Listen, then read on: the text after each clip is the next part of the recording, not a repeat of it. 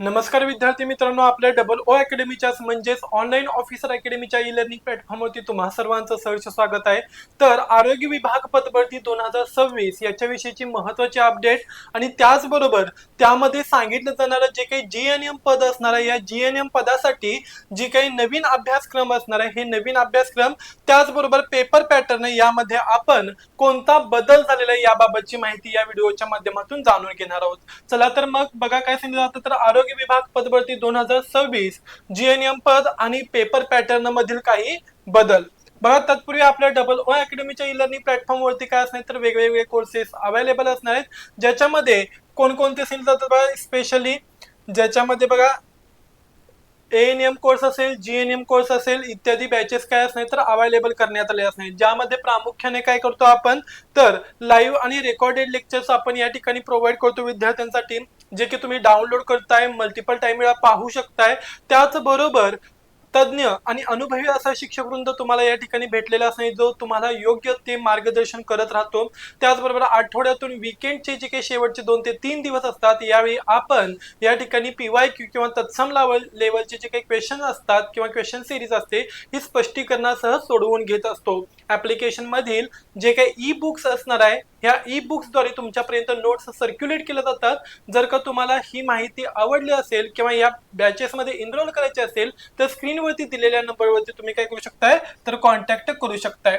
चला बघा काय सांगितलं जातं, यामध्ये जे काही आरोग्य विभाग पदभरती असणार आहे 2026 यामध्ये सार्वजनिक आरोग्य विभाग याद्वारे प्रामुख्याने काय सांगितलं जातं, तर 2026 मध्ये आरोग्य सेवा बळकट करण्यासाठी 6258 आणि नव्याने मंजूर केलेली 5223 अशी मिळून एकूण मोठी पदभरती जाहीर करण्यात आली आहे।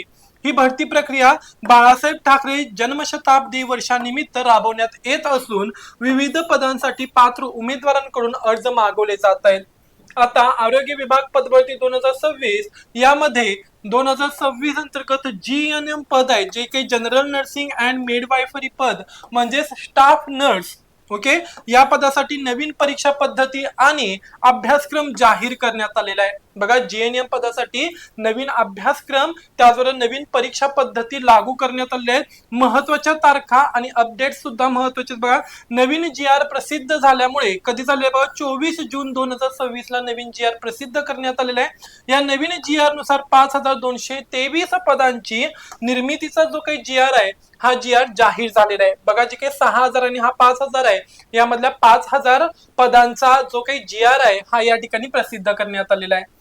नवीन परीक्षा पद्धती यामध्ये नवीन बदलानुसार परीक्षेमध्ये एकूण प्रश्नांची संख्या 100 असणार आहे। 100 प्रश्न विचारले जातील, प्रत्येक एक प्रश्न हा 2 गुणांसाठी असणार आहे, म्हणजे एकूण 200 गुणांसाठीचा हा पेपर असणार, ज्याच्यासाठी 90 मिनिटांचा कालावधी म्हणजेच 1 तास 30 मिनिटांचा वेळ असणार आहे। यात कोणत्याही प्रकारची निगेटिव्ह मार्किंग सिस्टीम असणार नाही। यामध्ये मराठी व्याकरण 15 प्रश्न असणार आहे, तर 30 गुणांच्या साठी असणार आहे। बघा इंग्रजी व्याकरण 15 गुण 30 गुणांच्या साठी असणार आहे। सामान्य ज्ञान 15 प्रश्न 30 गुणांच्या साठी असणार आहेत, आणि पुन्हा बौद्धिक चाचणी आणि गणित आणि त्याचबरोबर जे काही चालू घडामोडी आहेत हे 15 मार्क 30 गुणांच्या साठी असणार आहेत। असे मिळून हे किती असणार बघा, तर 60 प्रश्न असणार आहेत, जे की 120 गुणांच्या साठी विचारले जाणार आहेत। तर उर्वरित जो काही तांत्रिक विषय असणार आहे जीएनएम नर्सिंग कोर्स हा जो काही असणार आहे याच्यावरती 40 प्रश्न विचारले जाणार आहेत, जे की 80 गुणांच्या साठी असणार आहेत। ओके, त्यामुळे लक्षात ठेवायचं आहे इतर जनरल सब्जेक्ट जे असणार आहेत अतांत्रिक विभागातील ते 60 प्रश्न असणार आहेत 120 गुणांच्या साठी, आणि जे काही तांत्रिक विषय असणार आहेत यामध्ये 40 प्रश्न असणार आहेत, जे की 80 गुणांच्या साठी असणार आहेत। असा ओव्हरऑल 100 प्रश्न 200 गुणांच्या साठीचा पेपर हा असणार आहे। परीक्षा पद्धतीमध्ये कोणते महत्वाचे बदल झाले आहेत तर बघा, सार्वजनिक आरोग्य विभाग पदभरती 2026 च्या परीक्षा पद्धतीत काही महत्वाचे मोठे बदल करण्यात आलेले आहेत। बघा जर तुम्ही जुन्या पॅटर्न नुसार अभ्यास करत असाल तर बदल समजून घेणे महत्वाचे आहे। सार्वजनिक आरोग्य विभाग पदभरती 2026 च्या परीक्षा पद्धतीत काही महत्वाचे बदल करण्यात आले, ते पुढील प्रमाणे बघा। पहिलं, तांत्रिक प्रश्नांच्या माध्यमात बदल करण्यात आलेला आहे। Okay, language of technical questions या ठिकाणी जे काही तांत्रिक प्रश्न असणार आहेत, ओके, जीएनएम पदासाठी म्हणजे स्टाफ नर्स पदासाठी शैक्षणिक पात्रता किमान डिप्लोमा किंवा पदवी असल्यास तांत्रिक घटकांचे प्रश्न सर्व 40च्या 40 प्रश्न आता पूर्णपणे इंग्रजी भाषेत विचारले जातील। काही पूर्वीच्या परीक्षांमध्ये मराठीतही पर्याय असायचे, मात्र आता तांत्रिक अभ्यासक्रम हा पूर्णपणे इंग्रजीमध्ये असेल। सार्वजनिक आरोग्य विभागात पदभरती 2026च्या अधिकृत नियमानुसार तांत्रिक संवर्गातील म्हणजे जीएनएम स्टाफ नर्स परीक्षा पद्धतीत कोणताही नवीन बदल करण्यात आलेला आहे। याच्यामध्ये जो काही बदल झालेला नाही आहे तो कशासाठीचा असणार बघा, 80-20 चा पॅटर्न ठेवण्यात आलेला असणार आहे। ओके, भरतीसाठी हा कायम ठेवण्यात आला आहे। 80 म्हणजे लक्षात ठेवायचं आहे या ठिकाणी 80% प्रश्न जे असणार आहेत हे 80% प्रश्न कशावरचे असणार आहेत, कशावरचे असणार आहेत तर लक्षात ठेवायचे 80% प्रश्न हे तांत्रिक विभागावरचे असणार आहेत आणि 20% प्रश्न हे प्रामुख्याने कशाचे असणार आहेत, अतांत्रिक भागाचे असणार आहेत। बघा याचा जो काय असणार एक्सप्लेनेशन आहे हे येत आहे 80% गुण तांत्रिक भाग पदाशी संबंधित तांत्रिक ज्ञानासाठी असणार आहेत आणि उर्वरित 20% गुण हे अतांत्रिक भाग। अतांत्रिक भाग म्हणजेच मराठी, इंग्रजी, भूगोल, विज्ञान, इतिहास, राज्यघटना, गणित आणि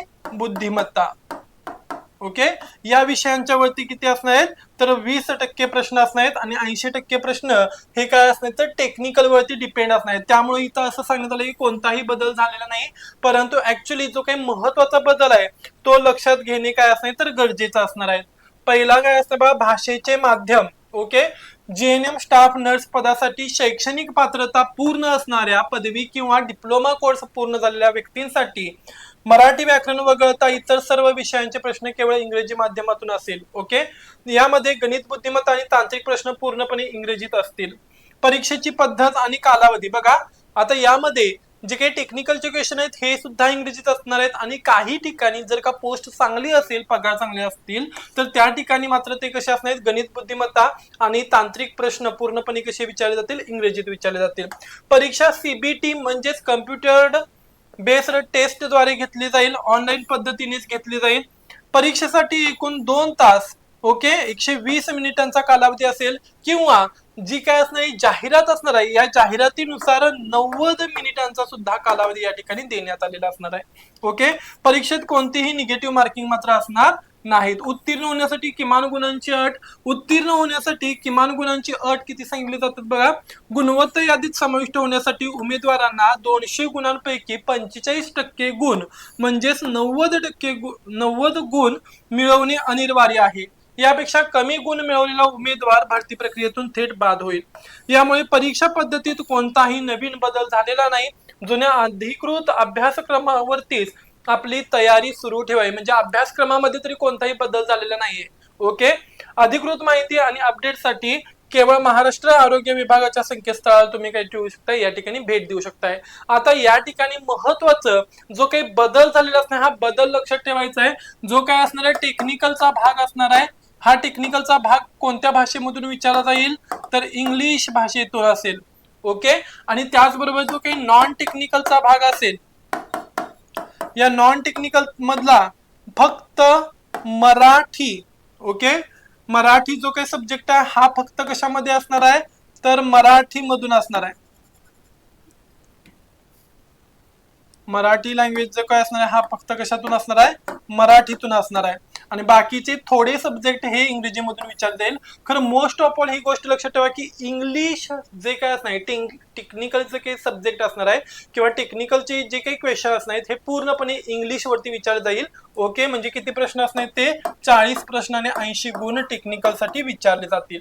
ओके, लक्षात ठेवा। आणि त्याचबरोबर अभ्यासक्रमामध्ये कोणताही बदल करण्यात आलेला नाही, निगेटिव्ह मार्किंग सिस्टीम या ठिकाणी असणार नाही। याबाबतची ऍडव्हर्टाइज लवकरच काय होईल तर जुलै ते ऑगस्ट महिन्यामध्ये प्रकाशित केली जाईल आणि त्या ठिकाणून काय केले जातील तर ऑनलाईन पद्धतीने फॉर्म भरण्याची प्रक्रिया सुरू होईल। जर का तुम्हाला ही माहिती आवडली असेल तर लाईक करा, शेअर करा आणि त्याचबरोबर सबस्क्राईब करायला विसरू नका। अशीच आरोग्य विभागातील महत्त्वाची अपडेट माहिती घेऊन आपण पुन्हा लवकरच भेटू। धन्यवाद।